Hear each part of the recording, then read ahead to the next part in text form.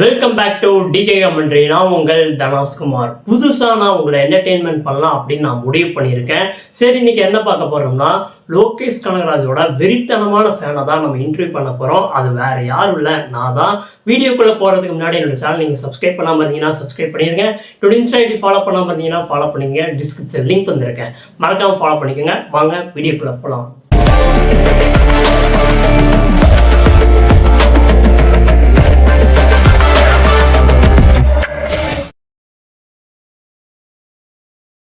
Hello guys, Lokesh கனகராஜோட வெறித்தனமான fan Tarun அவர்களை welcome பண்ணிக்கலாம். ஹலோ சார், எப்படி இருக்கீங்க? நல்லா இருக்கேன்ப்பா. ப்ரோக்ராமை ஸ்டார்ட் பண்ணுறதுக்கு முன்னாடி லோகேஷ் சாரோட ஃபேனாக நீங்கள் எப்படி ஆனீங்க? ஏன்னா உங்களுக்கு இப்போ வந்து ஒரு 40 வயசு இருக்கும். லோகேஷ் சார் பார்த்தீங்கன்னா இப்போ வந்து ஒரு டேரக்டர். அவர் எப்படி உங்களுக்கு பிடிச்சது, அவர் எப்படி உங்கள் கண்ணில் தெரிஞ்சாருன்னு கொஞ்சம் சொல்லுங்கள். நல்ல கேள்விப்பா.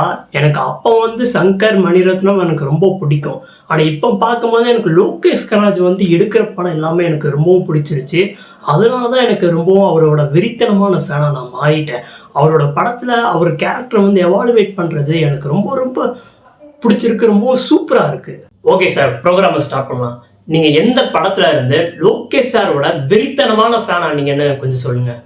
நான் வந்து லோகேஷோட ஃபேனாக எப்போ ஆனேன்னா, ஐ திங்க் பிகில் படத்துல இருந்தே வெறித்தனமான ஃபேன் ஆகிட்டேன். கார்த்தி சாரை வச்சு சம்பவம் பண்ணியிருப்பாரு. இல்ல புரியல சார். பிகில் படம் வந்து அட்லி சாரோட படம், விஜய் அவர்கள் தான் நடிச்சிருப்பாரு. நீங்க அதை சொல்றீங்க? இல்லப்பா, நான் அப்படி சொல்ல வரல. பிகில் படம் கூட தான் கைதி படமும் ரிலீஸ் ஆயிடுச்சு. அப்போ பார்த்தீங்கன்னா பிகில் படத்தோட கைதி படம் எவ்வளோ சூப்பராக இருந்துச்சுன்னு நிறைய பேர் சொன்னாங்க. ஸோ அதனால அப்படி நான் சொன்னேன். ஓ, நீ அப்படி வரியா? ஓ ஓகே சார். அடுத்த கேள்வி சார். போகலாம்ப்பா, கேளுங்க. ஹாலிவுட்டில் பார்த்தீங்கன்னா இந்த ஒரு படத்தை இன்னொரு படத்தை கனெக்ட் பண்ணுறது, சினிமாட்டிக் யூனிவர்ஸ் கேரக்டர்ஸை கிராஸ் ஓவர் காமிக்கிறது, இதெல்லாம் வந்து ஹாலிவுட்டில் நம்ம பார்த்துருப்போம். அதை இன்ஸ்பிரேஷனாக வச்சு லோகேஷ் சார் பார்த்தீங்கன்னா தமிழ் சினிமாவில் கொண்டு வந்து எல்சியூ அப்படின்னு ஃபேன்ஸ் கிட்ட ஒரு பயங்கரமான பேரும் பிடிச்சிட்டாரு. இதை நீங்கள் ஒரு லோகேஷ் சாரோட ஃபேனாக இருந்து எப்படி பார்க்குறீங்கன்னு கொஞ்சம் சொல்லுங்கள். ஃபஸ்ட்டு எல்சியூனா என்னன்னு சொல்லிடுங்க. நிறைய பேர் எங்கே போனாலும் இதை பற்றி தான் என்கிட்ட கேட்குறாங்க. அது என்னன்னு சொல்லிடுங்க, அதுக்கப்புறம் இதுக்கு நான் ஆன்சர் சொல்கிறேன். அட வெக்கம் கட்டுவீங்களா? இதுக்கு எதுக்குடா வெள்ளையங்கிலி மாலைன்னு? என்னாச்சு தம்பி? இல்லை சார், இந்த கொஸ்டினை ஸ்கிப் பண்ணிக்கலாம். எதுக்கு இந்த கொஸ்டின் வேணாங்கிறீங்க? இல்லை, எல்சியூனா என்னன்னு கேட்டீங்களே, அதுலேயே எனக்கு தெரிஞ்சிருச்சு. இதுக்கு நீங்கள் அழகாக தெளிவாக ஆன்சர் சொல்லிடுவீங்கன்னு. உங்ககிட்ட போய் இந்த மாதிரி சில்லியான கொஸ்டின் போய் கேட்டேன், தப்பாக நினச்சிக்காதீங்க. பரவாயில்லப்பா, இதுல என்னப்பா இருக்கு? பைத்தியக்காரப்ப எதுக்குடா வரீங்களா? நெக்ஸ்ட் கேள்வி சார். லோகேஷ் சார் வந்து கைதி படத்துல இருந்து இப்போ வந்து தலைவரோட கூலி படம் வரைக்கும் இந்த ரெட்ரோ சாங் வந்து யூஸ் பண்றாரு. இந்த ரெட்ரோ சாங் வந்து உங்க ஏஜ்ல இருக்கக்கூடிய ஆட்களை கனெக்ட் பண்றதுக்காக வைக்கிறாரா, இல்ல படத்துக்கு யூஸ் பண்றதுக்காக வைக்கிறாரான்னு ஒரு லோகேஷ் சாரோட ஃபேனா இருந்து இதை நீங்க என்ன சொல்லுவீங்க? ரெட்ரோ சாங் சொன்னதுனால நான் ஒன்று சொல்லிக்கிறேன். இப்போ வந்து ஏஆர் ரஹ்மான், அனிருத் இருக்காங்க. எங்களுக்கு அப்போல்லாம் வந்து இளையராஜா தான் எங்களுக்கு அனிருத், ஏஆர் ரஹ்மான் எல்லாருமே. இளையராஜானாலே கெத்து தான். அவர் கம்போஸ் பண்ணுற மியூசிக்லாம் செம ஃபீலிங்காக இருக்கும். சங்கீத ஸ்வரங்கள் ஏழே கணக்கா இன்னும் இருக்கா எந்தவோ மயக்கம். ஓகே, புரிஞ்சிருச்சு. இப்போ வந்து தலைவரோட கூலி படம் வந்து அந்த அளவுக்கு சில பேருக்கு கனெக்ட் ஆகலை, சாட்டிஸ்ஃபை பண்ணல அப்படின்னு சொல்கிறாங்க. அது ஏன்னு சொல்லுங்கள். தலைவரோட கூலி படம் வரதுக்கு முன்னாடி ஒவ்வொரு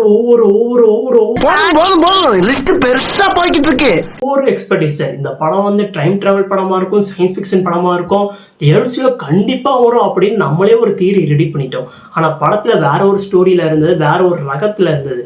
அதனால இப்படி நம்ம எதிர்பார்த்ததுனால சில பேருக்கு இந்த காளி படம் வந்து கனெக்ட் ஆகாம சாட்டிஸ்ஃபை ஆகாம இருந்திருக்கலாம். எது காளி படமா? உங்களுக்கு கூலி படம் சாட்டிஸ்ஃபை பண்ணிச்சா? இல்லை தம்பி, எனக்கு கூலி படம் வந்து பெருசாக கனெக்ட் ஆகலை. ஸ்ட்ரெயிட்டாக நம்ம கம்பேரிசனுக்கு போயிடலாம். லோகேஷ் சார் வந்து 6 படம் எடுத்திருக்காரு. அதில் நான் 2 படத்தை கம்பேர் பண்ணி எந்த படம் உங்களுக்கு பிடிக்கும் அப்படின்னு நான் கேட்பேன். அதில் நீங்கள் ஏதோ ஒன்று சொல்லணும், ஓகேவா? ஓகே. மாநகரமா கைதியா? கைதியா மாஸ்டரா? கைதி. ஓகே. கைதியா விக்ரமா?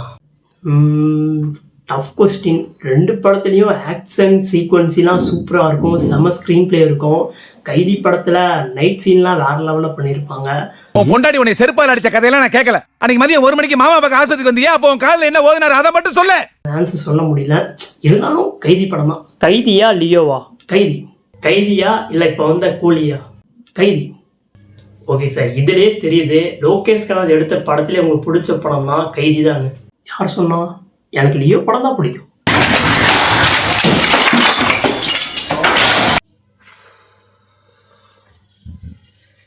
போதும் சார், ப்ரோக்ராம் முடிச்சுக்கலாம். இதுக்கு மேலே நான் கேள்வி கேட்டால் ப்ரெஷர் ஆகி கொலை பண்ணுற அளவுக்கு நான் போயிடுவேன். அப்போ நான் கிளம்பிட்டாப்பா? கண்டிப்பாக கிளம்பிடுங்க. யாரா இவனுங்க, எங்கிருந்துடா வந்துக்கிறானுங்க? அவ்வளோதான் guys இந்த வீடியோ. உங்களுக்கு இந்த வீடியோ பிடிச்சினா லைக் பண்ணுங்கள், ஷேர் பண்ணுங்கள், மறக்காமல் சப்ஸ்கிரைப் பண்ணுங்கள். இதே மாதிரி நெக்ஸ்ட் வீடியோவில் பார்க்கலாம். See you later.